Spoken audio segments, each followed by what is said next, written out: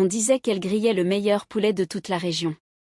Épicé, juteux, assaisonné d'herbes qui dansaient sur la langue et de saveurs qui hantaient les envies. Dès la première bouchée, les gens devenaient accros. Ils venaient de loin, de très loin, quémandant juste une dernière aile. Mais comment le poulet d'une simple femme pouvait-il être aussi divin? Était-ce juste du talent, ou bien quelque chose de plus sombre mijotait-il sous la surface? Voici l'histoire de Madame Sokbon. Elle s'appelait Ngozi Adouba, fille unique de ses parents, mort dans un accident tragique. Il ne lui restait que le chagrin.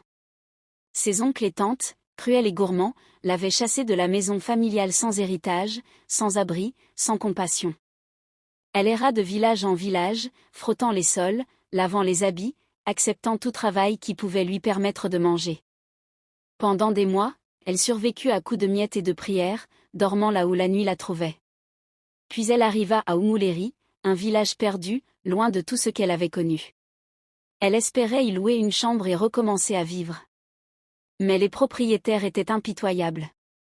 Si tu n'as pas d'argent, tu dégages. Même les chèvres paient le loyer. Elle toussa, supplia, implora, mais personne ne l'écouta. Elle était une étrangère. Et à Oumouléry, les étrangers étaient invisibles. Les larmes aux yeux, elle marcha dans le village, le cœur brisé, les pieds lourds. Le ciel s'assombrissait, son espoir s'éteignait. Elle n'avait plus nulle part où aller. Alors elle se dirigea vers la rivière du village. Elle voulait juste se rincer, laver la poussière de la honte avant que la nuit ne tombe. Mais en approchant de l'eau, quelque chose attira son regard. Une maison, petite, silencieuse, posée juste au bord de l'eau. Elle avait l'air vieille, mais pas détruite. Vide, mais pas morte. Qui aurait laissé une maison entière ici? Murmura-t-elle. Elle s'en approcha, le cœur battant. La porte grinça sans résister.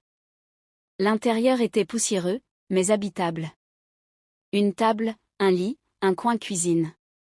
Ses lèvres tremblèrent. Merci Seigneur, dit-elle en pleurant. Peut-être que c'est ici que tout commence. Cette nuit-là, Ngozi balaya chaque recoin, nettoya jusqu'au dernier grain de sable. Elle alluma une petite lampe sortie de son sac et se coucha sur le lit étroit.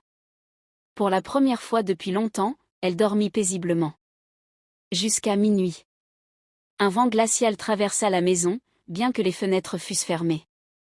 La flamme de la lampe vacilla violemment puis s'éteignit. Enfin.